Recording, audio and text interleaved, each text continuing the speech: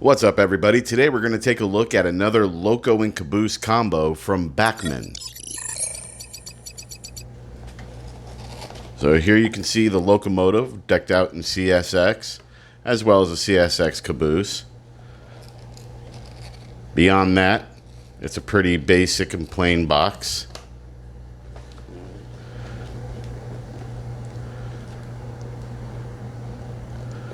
Some interesting artwork on the back.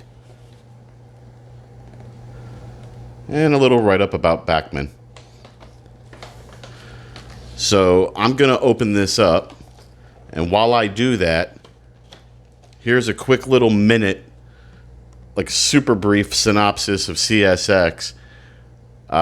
Real quick, you're about to see a few photographs. They were a result of a Google search. I do not claim ownership of any of the photographs. And yeah, the photographs are the property of their respective owners. But anyways, here's a brief synopsis of CSX while I get this thing out of the package. CSX grew out of a merger of the Chessie system, who were holders of the Chesapeake and Ohio Railroad and the Baltimore and Ohio Railroad. The B&O you might know from the game Monopoly, and the Seaboard Coastline, which operated on the East Coast. Eventually, painting all their trains as CSX in around 1986. CSX currently operates on the east side of the United States and in parts of Canada. And I live in Pinellas County, which is part of the Clearwater subdivision, so all we ever see here is CSX. Okay, now in this package you also get instructions. This is an SD40-2 diesel with blinking light. You'll see that momentarily. And on the back of the instruction sheet, there's an exploded diagram that shows, you know, all the components and whatnot. This loco is only driven by the rear trucks. However, it does contain pickups in all the trucks, or both trucks, I should say. So let's go ahead and take a look at what comes in the box. First off, you have Caboose number 3456. Well, that's not a generic number at all. But anyway, this is just the same kind of caboose, same kind of cheap caboose that came with the last one I did. You know, I've got a few of these by now. So we're going to go ahead and just skip the caboose and move on to the Locomotive. And here is our CSX SD40-2 diesel number 8261. Right off the bat, I got to say the detail on this thing is actually really good for a budget locomotive. And I know it's Bachmann. Bachmann's got a bit of a reputation, etc., etc.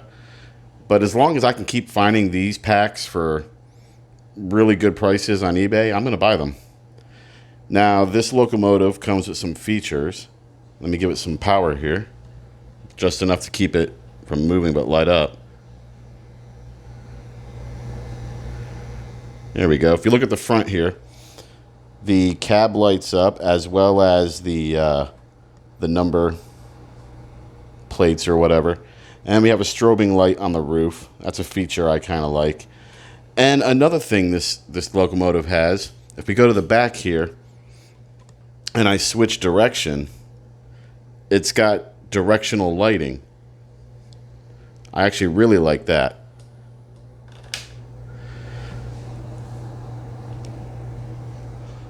Now, we're going to see if this locomotive can even do a crawl.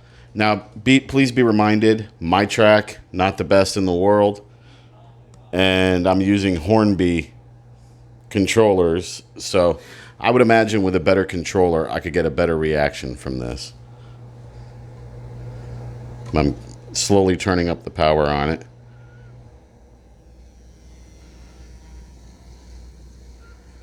That's about as slow as it's going to go on my track.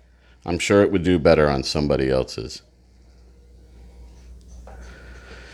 Now, if we look at the bottom of the locomotive,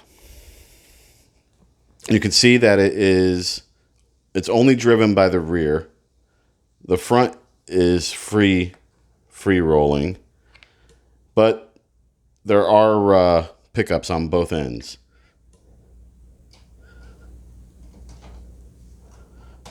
So that being said, let's go ahead and hook this thing up to its caboose.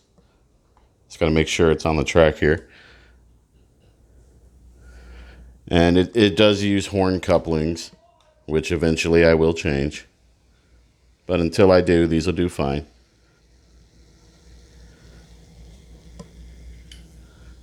But we'll hook it up to its caboose, and then we'll just send it on its way around the track.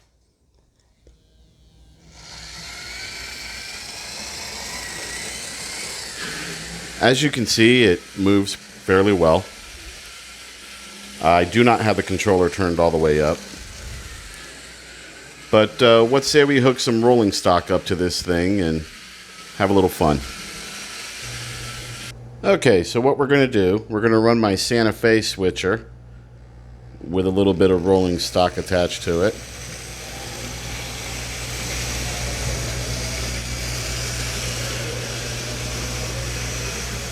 And then our CSX loco, I should say. I've hooked up a couple of boxcars to it, and as well as its caboose.